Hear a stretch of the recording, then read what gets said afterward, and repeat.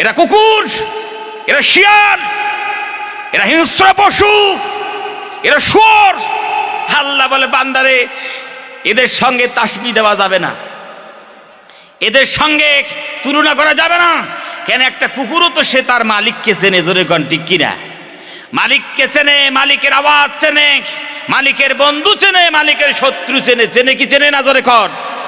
আপনার বাড়িতে একটা কুকুর আছে, আপনি কি দেন কুকুরের জন্য? কি এক মুষ্টি চাল কি বেশি দেন নাকি? কেউ দেয় না। শুধু একটু বাড়তি যদি হাড্ডির টুকরে বাসে নর্দমায় ফেলে দিল, কুকুরটা যাইয়া খাইলো, বাস শেষ। হ্যাঁ রে, এই এক টুকরে গোস্ত খাইয়া কুকুর তার মনিবের কি শুকরিয়া আদায় করে।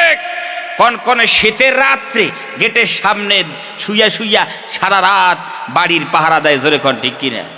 আর আমরা মানুষ, আল্লাহ রাব্বুল আলামিন নির্ধারণ করে রেখে দিয়েছে বান্দারে, বাস আবার এই সময়গুলো আমার শুকরিয়া আদায় করবি, আমার নামাজ পড়বি, আমার ইবাদত করবি।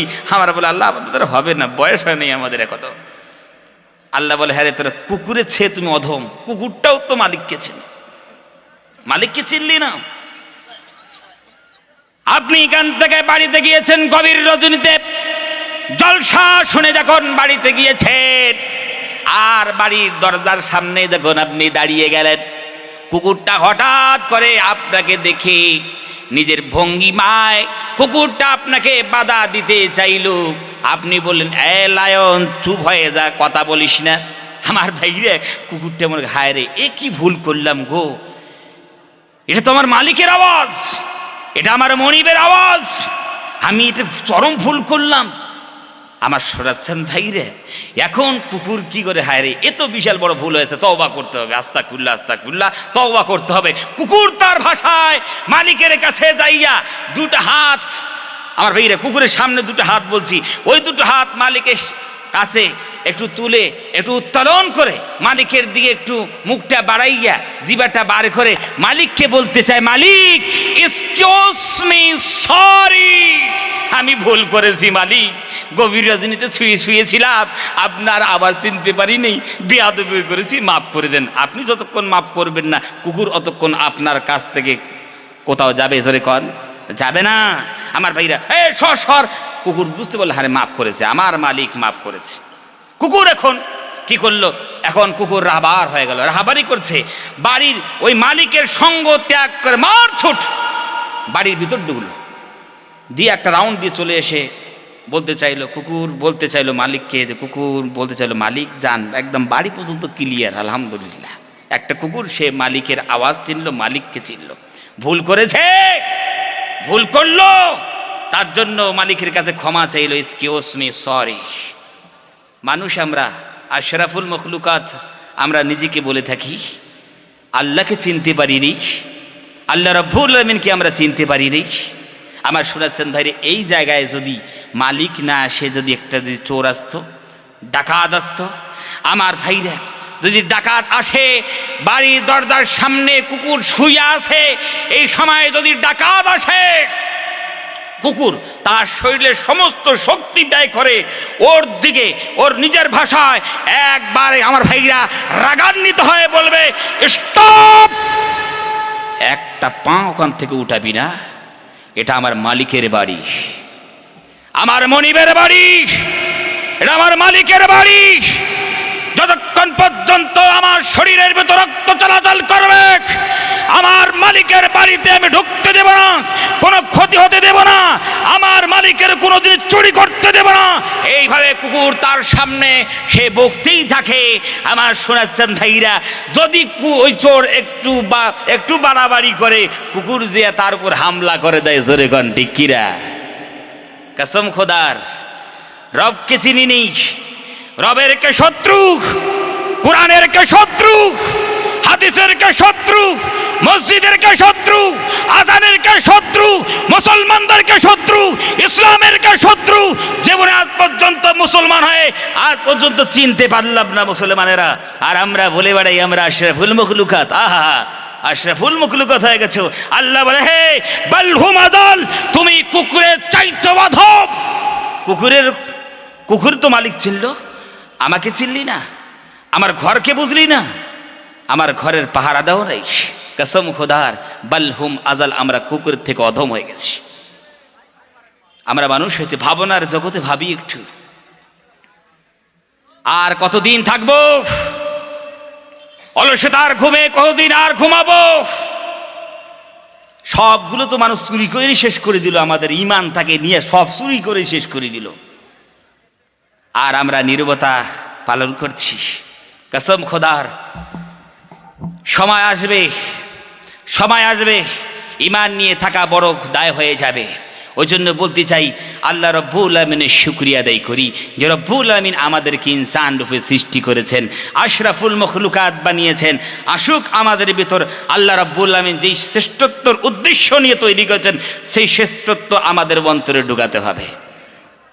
আমার শোনাচ্ছেন ভাইরা, তো রব্বুল আমিন আমাদেরকে পৃথিবীর বুকে যতগুলো মখলুক আছে পৃথিবীর বুকে সব চাইতে আল্লাহ রব্বুল আমিন সুন্দর করে তৈরি করেছেন। মানুষের বুদ্ধি না আসতে পারে, মানুষ না বুঝতে পারে, মানুষের বোধগম্য না হতে পারে। রব্বুল আলামিন বান্দাদেরকে বলে, বান্দারে আমি আল্লাহ রব্বুল আলামিন তোমাদেরকে সুন্দর থেকে সুন্দর করে তৈরি করেছি, তোমাদেরকে বুঝে আসে না? তোমরা এই বিষয়ে কি তো সংশয় করছো, ডাউট করছো? রব্বুল আলামিন কসম খায়, আমরা কসম খাই না? জোরে কোন, আওয়াজ দেন না, আপনারা আওয়াজ দেন না কেন গো? কসম খাই কি খাই না? দেখেন, আমাদের গ্রামের কসম যেটা হচ্ছে, মসজিদের কসম, মিম্বারের কসম, কোরআনের কসম, আমাদের মাদ্রাসার কসম, পীর সাহেবের কসম, জোরে কোন ঠিক কিরা? মা বোনদের, এটা পুরুষদের গেল, মা বোনদের, ছেলের কসম, স্বামীর কসম, মেয়ের কসম, নাতির কসম, মুরগির কসম, ছাগলের কসম, জোরে কোন ঠিক কিরা? আমার ভাইরা কলিজা সাপ পরিষ্কার করে নেন, আল্লাহর নাম বাদ দিয়া পৃথিবীর কারো নামে কসম খাওয়া যাবে না। ঠিক কিনা জোরে খান? আপনার ঠিক বললো ঠিক, আর না বললো ঠিক, ঠিক কিনা? এটা হচ্ছে মাসলা। রব্বুল আমিন কসম খেয়ে তিনি বলছেন আমাদেরকে সুন্দর থেকে সুন্দর করে তৈরি করেছেন, এটাকে কসম খেয়ে তিনি আল্লাহ রব্বুল আমিন গাঢ় করছেন। ওয়াত্তিনি ওয়াজ্জাইতুনি ওয়াতুরি সিনিন ওয়া হাযাল বালাদিল আমিন লাকাদ খালাকনাল ইনসানা ফি আহসানি তাকওয়িম। আল্লাহু আকবার বলেন।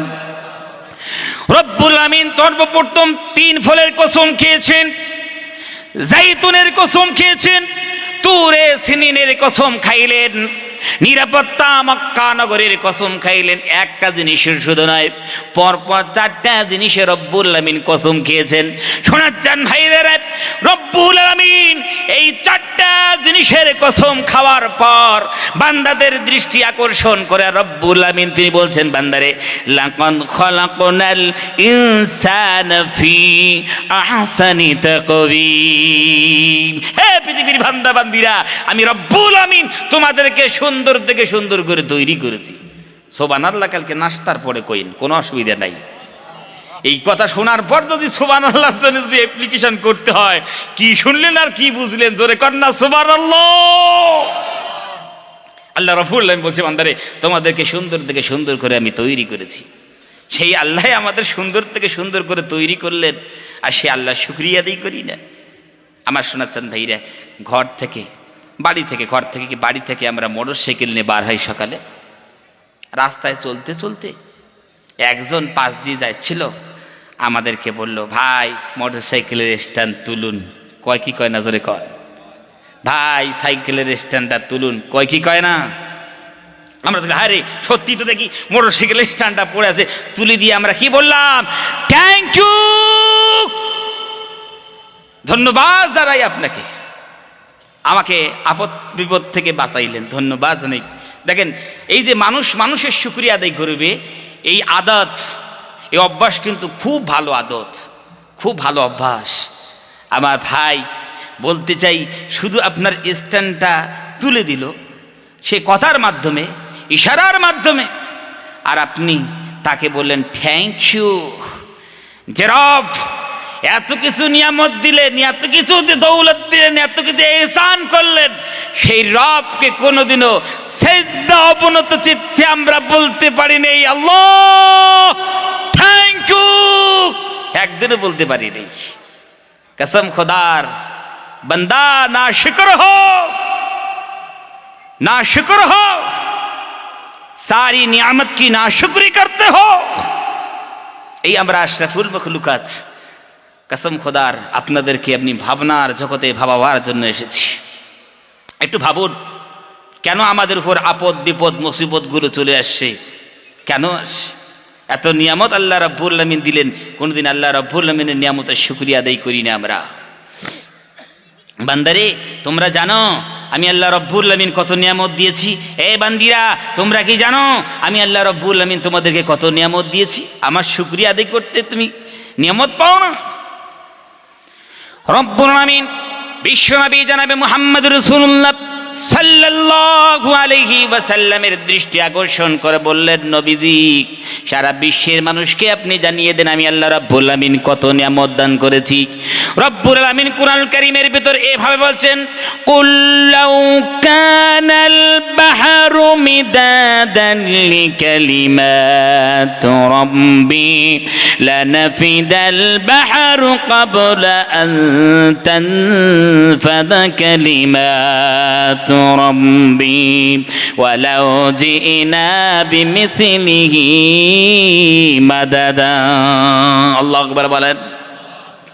রব্বুল আলামিন বলছেন, নবীজি সারা বিশ্বের বান্দা বান্দিরকে আপনি জানিয়ে দিন সারা বিশ্বের যত নদ নদী আছে, যত খাল বিল আছে, যত সাগর আছে, সমুদ্র আছে, এই খাল বিল নদ নর্দমার পানিগুলোকে যদি তারা কালি বানিয়ে ফেলে, আবার ওই সমুদ্রের পানিগুলোকে কালি বানিয়ে ফেলে, আবার পৃথিবীর যত বৃক্ষরাজি আছে, যত গাছগাছালি আছে, কেটে কেটে যদি সবাই মিলে কলম বানায়, আর এই কলমের ভিতর যে সাগরের পানিগুলোকে কালি বানিয়ে যদি ভিতরে ডুগায়, আর আমি আল্লাহ রাব্বুল আলামিনের নিয়ামত লেখা শুরু করে, এই পৃথিবীর বান্দা বান্দিরা তোমরা সবাই লিখতে থাকবে, লিখতে লিখতে ভারত মহাসাগরের পানিগুলো শেষ হয়ে যাবে, আবার তোমরা লিখবে প্রশান্ত মহাসাগরের পানিগুলো শেষ হয়ে যাবে, আবার লিখবে আটলান্টিক মহাসাগরের পানিগুলো শেষ হয়ে যাবে, আবার লিখবে কুমারু মহাসাগরের পানিগুলো শেষ হয়ে যাবে,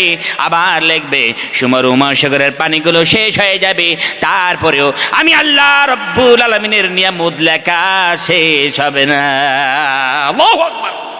রব্বুল আলামিন বলে, ওয়ালাউ জিনা বিমিসলিহি মাদাদা, আবার যদি আমি 60 সমুদ্র পানি দিয়ে ভরে দেই, আবার খাল বিলগুলোকে যদি পানি দিয়ে ভরিয়ে দেই, আবার নদ নদীগুলো যদি পানি দিয়ে ভরিয়ে দেই, আবার তোমরা যদি লেখা করো, এই বান্দারা আবার যদি লেখা শুরু করে দাও, আবার তোমরা লিখতে থাকবে, লিখতে থাকবে, আবার 60 সমুদ্রের পানিগুলো শেষ হয়ে যাবে, তারপরেও আমি আল্লাহ রাব্বুল আলামিনের নিয়ামত লেখা শেষ হবে না।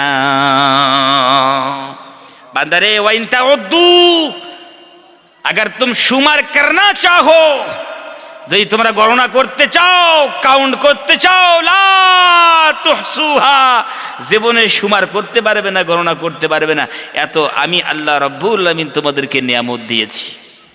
আসো আমার শুকরিয়া আদায় করো। আমি আল্লাহর দাসত্ব